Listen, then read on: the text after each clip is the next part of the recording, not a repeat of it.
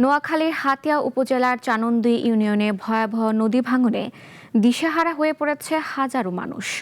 একের পর এক ভাঙনে বিলীন হয়ে যাচ্ছে বিস্তীর্ণ এলাকার বসতভিটা, বাজার ও শিক্ষা প্রতিষ্ঠান। সহায় সম্বল হারিয়ে মানবেতর জীবনযাপন করছেন নদীপাড়ের বাসিন্দারা।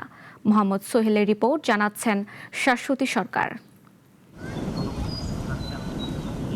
একসময় জনবসতির প্রাণচঞ্চল এলাকা ছিল হাতিয়ার চানন্দি ইউনিয়ন, কিন্তু সময়ের ব্যবধানে সেই জনপদের বড় একটি অংশই এখন নদীগর্ভে বিলীন।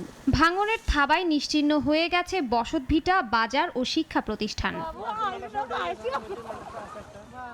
স্থানীয় বাসিন্দারা বলছেন, তারা এক একজন 6 থেকে 7 বার নদী ভাঙনের শিকার হয়েছেন। এখন আবারও ভাঙনের মুখে পড়েছেন। এবার ভাঙনের শিকার হলে আর কোথাও আশ্রয়ের জায়গা থাকবে না বলে জানান তারা।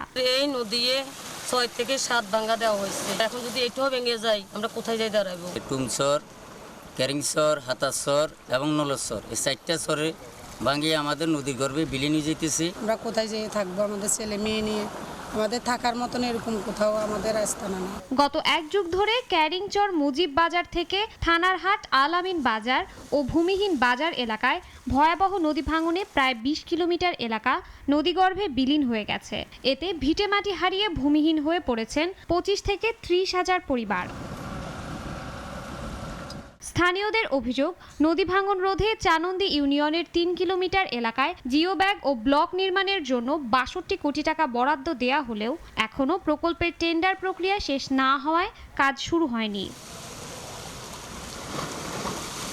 ভাঙন রোধে বছরের পর বছর মানববন্ধন, সভা সমাবেশ ও প্রতিবাদ কর্মসূচি পালন করলেও দৃশ্যমান কোনো পদক্ষেপ এখনও বাস্তবায়ন হয়নি। এই কাজটা যদি আগামী 1 সপ্তাহ 10 দিনের ভিতরে না ধরা হয়, তাহলে পুরা চানন্দি ইউনিয়ন আর থাকবে বলে আমার মনে হয় না। আমাদের এখানে প্রায় বর্ষার আগে 2 কিলো ভাঙে গেছে।